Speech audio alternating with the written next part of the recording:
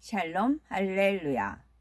창세기 4장 17에서 23절입니다. 아내와 동침함에 그가 임신하여 에녹을 낳은지라 가인이 성을 쌓고 그의 아들의 이름으로 성을 이름하여 에녹이라 하니라. 에녹이 이랏을 낳고 이랏은 무후야헬을 낳고 무후야헬은 무두사엘을 낳고 무두사엘은 라멕을 낳았더라. 라멕이 두 아내를 맞이하였으니 하나의 이름은 아다요 하나의 이름은 실라였더라.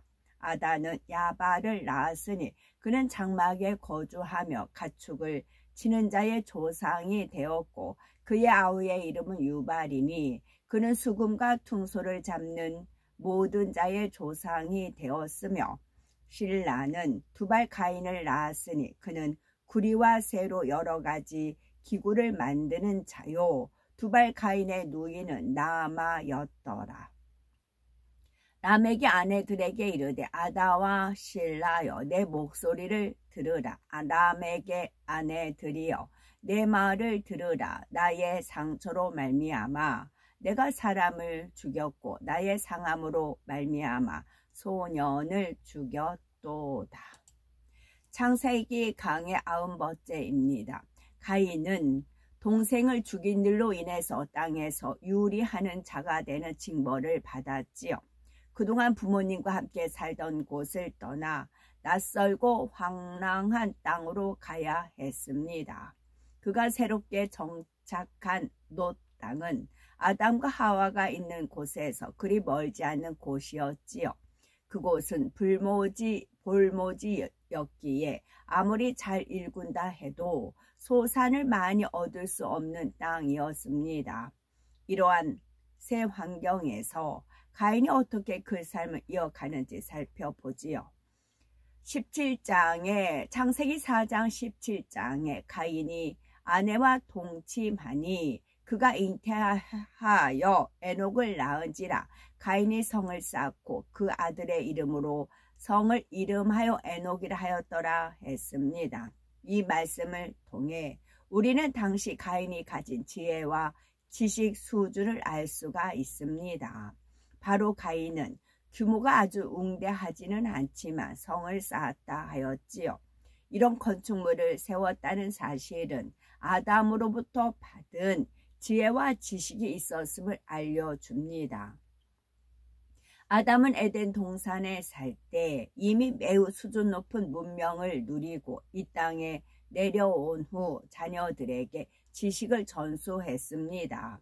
그 결과 이 땅에서도 얼마 정도 시간이 흐르자 문명이라 일컬을 수 있는 작용이 생겼지요. 물론 에덴 동산에 비해서는 그 수준이 매우 뒤떨어졌습니다. 그렇지만 우리가 기억할 점은 인류 문명의 초기에 인류의 조상들이 미개인처럼 산 게 아니었습니다. 가인은 새로운 정착지에 성을 쌓고 성의 이름을 에녹이라 붙였지요. 이 에녹은 가인의 아들입니다. 창세기 5장에 등장하는 죽음을 보지 않고 들림받은 에녹과는 다른 인물입니다. 창세기 4장 18절부터는 가인의 계보가 나오는데 가인의 후손들은 하나님의 선민이라는 범주에 들지 못합니다. 하나님의 선민은 아브람, 이삭, 야곱으로 이어지면서 야곱의 12아들을 통해 형성되었지요. 다시 말해 아브라함은 가인의 후손이 아니요 아담의 또 다른 아들인 셋의 후손입니다. 따라서 가인의 후손들은 인간 경작의 무대에서 주인공이 아니요 주변 인물과 같은 역할을 감당했습니다. 또한 가인의 계보는 노아의 홍수 때 끝이 났지요. 당시 노아와 그의 가족들만 살아남았는데 노아 역시 셋의 후손이기 때문입니다. 그러면 하나님께서는 왜 이처럼 별로 중요치 않은 가인의 계보를 성경에 기록해 두셨을까요? 성경에는 의미 없는 기록이 하나도 없습니다. 가인의 계보에 오른 사람들은 지금으로부터 6,000년 전부터 약 5,000년 전 사이에 살았던 실제 인물들입니다. 그들의 이름이 정확하게 성경에 기록되어 있다는 사실은 성경이 참임을 증명하지요. 그래서 많은 고고학자들도 연구를 하거나 어떤 지역을 탐사 및 발굴할 때에 성경을 필히 참고한다고 하죠. 우리는 가인의 계보를 통해 하나님께서 그에게 누구에게든지 죽임을 면치 아니하시리라고 약속하셨던 바를 지키셨음도 알 수가 있습니다. 그러기에 가인은 자자손손 대를 이어갈 수가 있었지요. 이러한 가인의 계보는 인류학적으로도 중요한 사실을 알려줍니다. 인류 초기에 어떻게 사람들이 번성하고 문명이 발달했는지를 알 수가 있지요. 창세기 4장 18절에 에녹이 이랏을 낳았고 이랏은 무후야엘을 낳았고 무후야엘은 무두사엘을 낳았고 무두사엘은 라멕을 낳았더라 했습니다. 가인이 일대손부터 가인의 일대손부터 이름이 나오는데 이들은 주로 장자였거나 대를 이은 아들이었습니다. 따라서 성경의 기록은 없지만 훨씬 많은 후손이 있었음을 알아야지요. 인류 초기에는 사람들이 지금보다 자녀를 훨씬 많이 낳았습니다. 그래서 인구가 매우 빠르게 증가하다가 어느 시점부터 그 속도가 더욱 가속화됩니다. 창세기 4장 19절에 바로 그 시점을 알려주는 말씀이 나오지요. 라멕이 두 아내를 취하였으니 하나의 이름은 아다요 하나의 이름은 실라라며 기록된 대로 이전까지는 한 남자에게 한 여자가 있었는데 라멕은 두 아내를 취한 것입니다. 그 결과 자손도 2배로 얻을 수 있었고 이것이 인구 증가 속도를 더 빠르게 한 요인이 되었습니다. 창세기 4장 20에서 22절에 아다는 야발을 낳았으니 그는 장막에 거하여 육축치는 자의 조상이 되었고 그 아우의 이름은 유발이니 그는 수금과 둥소를 잡는 모든 자의 조상이 되었으며 실라는 두발 가인을 낳았으니 그는 동철로 각양 날카로운 기계를 만든 자요 두발 가인의 누이는 나마이었더라 했습니다. 여기서 우리는 라멕을 기점으로 인류의 문명이 이전과 다른 차원으로 크게 발달하였음을 알 수가 있습니다. 그 한 예로 동철로 각양 날카로운 기계를 만든 것이지요. 이는 당시 이미 굴이나 절 같은 광물 자원을 채취하고 가공했음을 보여줍니다. 이전까지는 나무나 돌로 연장을 만들었으나 이제는 굴이나 철로 된 연장은 물론 각양 기계까지 만들게 된 것입니다. 이 시기 문명의 특징 중 하나는 업종이 특성화됐다는 점입니다. 라멕의 아들 야발은 육축치는 자의 조상으로서 전문 목축업자가 생겼습니다. 유발이라는 아들은 수금과 둥소를 잡는 모든 자의 조상으로서 쉽게 말해 예능인이 출현한 것입니다. 이는 당시 사람들 사이에 일종의 유흥 문화가 있었음을 나타내지요. 라멕의 아들 때에서부터 음악을 즐기고 활용하기 시작하여 이전과는 다른 수준의 문화가 형성된 것입니다. 기술직 분야에서도 전문가가 출현하였습니다. 바로 라멕의 또 다른 아들 두발 가인이 구리와 절로 각종 연장과 기계를 만드는 기술자였지요. 이는 가인의 5대 손이 살던 시대가 기술사적 시대 구분 중 절기 시대였음을 알려줍니다. 오늘날 인류학자들은 학자마다 약간씩 이견이 있지만 일반적으로 석기 시대는 200만 년 이상 지속되었다고 합니다. 그러다가 약 BC 3,4천년경부터 청동기 시대가 시작되었다 하지요. 하지만 성경을 상고해 보면 석기 시대는 그렇게 길지 않았음을 알 수가 있습니다. 에녹이 태어난 해는 아담이 이 땅에 정착한 지 687년째 된 해입니다. 가인은 아담의 대를 이은 아들인 셋보다 훨씬 일찍 태어났으므로 가인의 5대 손이 살던 시기를 약 600년경으로 추정할 수가 있습니다. 따라서 석기 시대는 약 600년 정도에 불과하고 지금으로부터 약 5400년 전에 청동민 절기 시대가 도래했음을 알 수가 있습니다. 이처럼 성경을 상고하면 초기 인류 역사와 그 발전 과정의 윤곽을 알 수가 있습니다. 라막 때에 이르렀을 때 인구도 많이 증가한 상태였습니다. 가인의 후손도 번성하여 부락이나 마을 그 이상의 큰 집단을 형성하였지요. 하나님께서는 아담의 정통 계보에 속하지 않은 가인의 후손도 번성케 하신 것입니다. 이를 통해 우리는 인간 경작을 위한 환경이 어떻게 조성됐는지를 알 수가 있습니다. 이는 무슨 말일까요? 예컨대 상대편이 있어야 경기가 이루어지듯이 인간 경작도 마찬가지입니다. 아담의 정통 계보가 인간 경작에서 주류라면 비주류도 있어야 합니다. 하나님께서는 정통 계보 중에서도 아브라함의 자손들을 특별히 선택하셨습니다.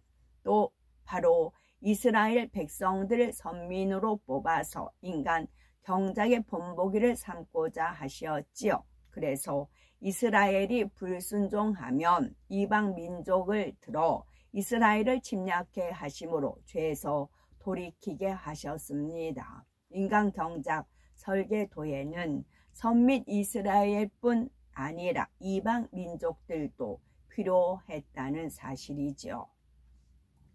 아브라함이 말씀에 해당한 지금 본문의 말씀에 해당하는 시기는 아브라함 출생 훨씬 이전으로 선민과 이방인의 개념이 없을 때입니다.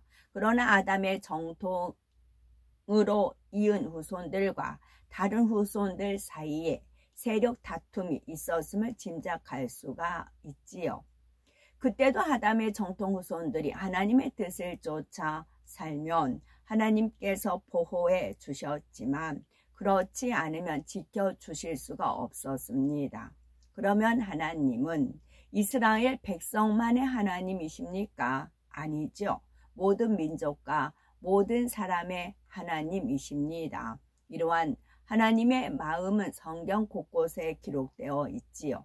하나님께서 이스라엘 백성에게 유월절 규례를 주실 때 이방인도 원하면 할례를 행한 후 유월절을 지키게 했습니다. 한편 이스라엘의 적국인 아수르의 니누의 백성들이 죄를 뉘우치고 회개했을 때 하나님께서 멸망의 심판을 유보해 주셨지요. 예수님의 계보를 보면 이방 여인들이 들어 있습니다. 바로 룻과 라합이지요. 이를 통해 우리는 누구든지 하나님을 경외하고 믿으면 그 나라를 유업으로 얻을 수 있음을 알 수가 있습니다. 중요한 것은 선민이냐 이방이냐가 아니라 중심에서 하나님을 경외하는가입니다. 이 같은 관점에서 볼 때 하나님께서는 가인의 후손들에게도 인간 경작의 한 분야를 감당할 수 있도록 기회를 주셨음을 알 수가 있지요. 창세기 4장 23절의 시대적 배경은 아담이 이 땅에 정착한 지 약 600년이 되었을 때입니다. 성경에는 인간 경작 초기 역사가 축약돼서 짧은 기간으로 느껴질 수가 있지만 600년 전 우리나라 역사와 비교해 보면 결코 짧은 기간이 아닙니다. 지금으로부터 620년 전 1492년에 태조 이성계가 조선을 개국한 일이 아주 오래처럼 느껴지지요. 아담이 이 땅에 정착한 후 바로 이만큼의 시간이 흘렀을 때 본문 말씀의 시대적 배경입니다. 이런 상황에서 두 번째 살인사건이 나옵니다. 라멕이 아내들에게 이르되 아담과 실라여 내 소리를 들어라. 라멕의 아내들이여 내 말을 들으라. 나의 창상을 인하여 내가 사람을 죽였고 나의 상합을 인하여 소년을 죽였도다 했습니다. 창상이란 날카로운 물건 등에 찍힌 상처를 뜻하지요. 당시 사람들은 철로 된 도구를 사용했는데 때론 그 철제 도구가 무기가 되기도 했습니다. 무기를 사용했다는 것은 싸움이 있었음을 알려줍니다. 당시 사람들은 부족별로 집단을 형성하여 부락 이상의 큰 단위로 거주하였지요. 그런데 집단의 규모가 점점 커지면서 부족 간의 권리와 이익을 주장하다 보니 마찰과 분쟁이 발생했습니다. 그때에 라멕이 창상을 입은 것이지요. 당시 사람들은 양심이 선해서 이런 일도 우발적인 실수로 이해하고 넘어갈 수가 있었습니다. 그런데 라멕은 소년을 죽여버렸습니다. 이는 당시 사람들로서는 상상할 수가 없는 일이었습니다. 매우 놀랍고 충격적인 일이었기에 이 사건이 성경에 기록된 것입니다. 그러면 우리의 마음은 어떠하신지 한번 점검해 보시기 바랍니다. 하나님께서 인정하시는 선은 해를 가하는 사람에게 불편한 마음을 갖지 않는 것입니다. 우리가 악은 모든 모양이라도 버리고 선한 마음을 가지면 기도 응답도 받고 축복이 넘칠 겁니다. 모든 분들이 하나님의 기쁨 되는 참 자녀로 변화되시기 바랍니다. 여기서 잠깐 이성계 조선 500년 역사, 그래서 우리나라 500원짜리에 학그림이 되어 있잖아요. 그래서 학수고대, 학이 목을 이제 길게 빼고, 그리고 제가 소나무를 보면 이제 학이 앉아 있는 거, 그런 걸 연상한다 했어요. 그럼 우리가 이제 천년 왕국을 살게 되면 천년 동안에는 학은 또 천년을 산다라는 짐승으로 알려져 있어요. 그래서 학이 정말 등장하고 학이 춤을 추고 소나무에 학이 앉고 그런 모습을 우리가 볼 수가 있어요. 그거를 이제 아버지 하나님께서 1999년도에 이제 알려주셨는데, 얼마 전에 인사동 갔을 때 학춤 추는 게 있었어요. 제가 다시 한번 올려드릴게요. 그래서 제가 많은 분들이 있었어요. 가야금 키고 또 이제 북치고 또 남자분이 굉장히 멋진 그런 율동을 했어요. 근데 남자분은 안 찍고 저는 학만 계속 찍었거든요. 그래서 그 학춤을 보면서 내가 너무 학수고대 한다고 드디어 학을 보게끔 됐다고 그러면서 하나님이 주신 은혜로 저는 이렇게 학춤을 이제 찍었어요. 그리고 저의 생각, 저의 그 모든 계획, 스케줄은 천년 왕국을 위한 대비예요. 천년 왕국은 주님과 혼인잔치 끝나고 와서 신혼이거든요. 신혼생활. 천년 동안 신혼생활 하는 거예요. 그래서 저의 모든 생각, 모든 스케줄은 다 그 천년 왕국에 맞추어져 있습니다. 그래서 조선을 세운 이성계 개를 개선 개자르고 개선이 이룬다. 이제 뭐 성삼위일체 개자 그렇게 잠깐 풀어주셔서 말씀드리는 바고요. 어제 또한 제가 들판에 나갔다가 그 나비는 처음 봤어요. 노랑나비, 흰나비, 호랑나비는 이제 3개만 봤고 많은 나비들이 있겠죠. 그것도 뭐 이루 말할 수 없이 변종을 하듯이 나비도 많았겠죠. 근데 저는 그런 나비는 처음 봤어요. 그랬을 때 천년 왕국 때는 그런 주황색 나비뿐만 아니라 보라색, 파랑색, 연하늘색 모든 색깔에 있는 나비는 다 등장을 합니다. 그것을 잠깐 보여준 거예요. 맛보기라는 게 있잖아요. 이제 맛보기라는 거 있기 때문에 저는 이제 그걸 이제 보면서 천년 왕국 때는 그래서 이제 찍고 돌아오는 길에 파랑색, 초록색, 연노랑색, 연주황색, 뭐 색깔이 여러 가지 파스텔 톤 있잖아요. 그런 모든 나비들이 다 등장을 합니다. 등장을 하고 이제 어디 가서도 참새가 짹짹거리면 어디? 이제 그래요. 어디? 너였어? 이제 그렇게 지지는 그래요. 그리고 이제 자연과 일부러 들판을 나가죠. 1시간 걸어서 들판을 나갑니다. 그래서 들판에 나 있는 이제 풀 같은 그런 나물 종류를 캐면서 채취하면서 주로 시간을 보내고, 그러다가 이제 사람 많은 데 딱 오잖아요. 그러면 저는 이 사람들에서 품어진 이산화탄소가 느껴져요. 사람들한테 이산화탄소가 느껴져요. 그러니까 이제 오히려 정말 멍멍이의 사람들이 노예가 돼버렸어요. 완전. 정말 막 이젠 2마리, 보통 2마리 끌고 다녀. 암소 해가지고. 그게 또 많이 뛰어요. 완전히 멍멍이 키우는데 사람들이 노예가 돼버렸어요. 오히려 사람들이 그렇게 되어 있더라고요. 그리고 이제 그런 식으로 저는 하나님께서 약속하신 거는 제가 이렇게 해달라고 구한 게 아니잖아요. 아버지 하나님의 생각으로 이루어지신 거잖아요. 그래서 아버지 하나님께서 펼치시는 겁니다. 그래서 제가 이제 이렇게 하나님께 역사하신 걸 제가 이제 기록을 올리면 이것을 믿음으로, 순수한 믿음으로 받아들이는 분들이 있어요. 그리고 콩나물에 물을 주듯이 계속 주다 보면 이 믿음이 성장하게 됩니다. 그래서 앞편에 제가 하나님 그 기도가 믿어지는 믿음을 주시고 부정적인 생각과 의심의 세력을 물리쳐 달라고 하잖아요.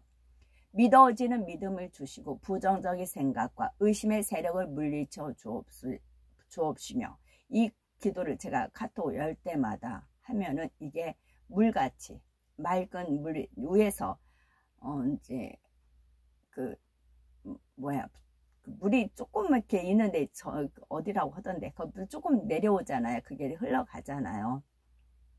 그런 식으로 이슬비에 뭐 옷 젖는다는 식으로 계속 제가 하다 보면 하나님은 이렇게 펼치십니다. 앞으로 이제 펼치십니다. 그래서 우리는 지금도 오늘도 마음에 무장하고 기름 준비하고 내 기름이 차 있는지 없는지, 내 기름이 차 있는지 없는지, 언제든지 불을 켤 수 있는지 그거를 늘 확인하시고 겸비하시고 하시기 바랍니다. 아멘. 샬롬.